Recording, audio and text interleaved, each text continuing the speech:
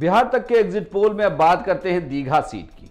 Digha seat पर इस बार जो उम्मीदवार माले ने उतारा उनकी चर्चा बहुत हुई। माले की उम्मीदवार दिव्या गौतम छाई रही पूरे चुनाव में। लगातार इंटरव्यू में आप उन्हें देख सकते थे कि दिव्या गौतम किस तरीके से अपनी बात रख रही थी। उम्मीदवारों की बात करें तो संजीव चौरसिया बीजेपी से उम्मीदवार, दिव्या गौतम माले की उम्मीदवार और बिट्टू सिंह जो दीघा में उम्मीदवार जनसुराज के थे।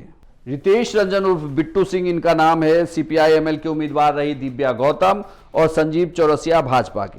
आपको बता दूं कि दीघा की सीट बीजेपी की सीट रही। हालांकि दिव्या गौतम के बारे में कहा जा रहा है कि जिस तरीके से वो चुनावी मैदान में उतरी और उन्होंने अपनी बात रखी, लालू यादव ने उनके लिए रोड शो भी जो किया था वो दीघा में किया था। पहले चरण में 6 तारीख को यहां मतदान हुआ था। अब बिहार तक का एग्जिट पोल क्या कहता है?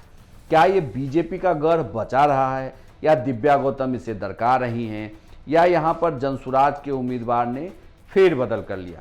चलिए अब आपको बताते हैं बिहार तक का एग्जिट पोल। बिहार तक के एग्जिट पोल के अनुसार 2020 के ही तरह 2025 में संजीव चौरसिया यहां चुनाव जीत रहे हैं।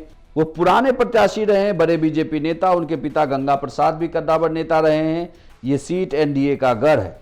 जबकि दिव्या गौतम को यहां नुकसान हो रहा है। पहली बार चुनाव लड़ रही थी दिव्या गौतम। और जनसुराज के उम्मीदवार रितेश रंजन उर्फ बिट्टू सिंह को भी यहां नुकसान हो रहा है। यानी कि 2020 की तरह ही 2025 में भी बिहार तक का एग्जिट पोल ये आपको बता रहा है कि जो दीघा की सीट है उस सीट पर बीजेपी के उम्मीदवार संजीव चौरसिया की जीत हो सकती है। आपके अनुसार दीघा की सीट का क्या होगा परिणाम?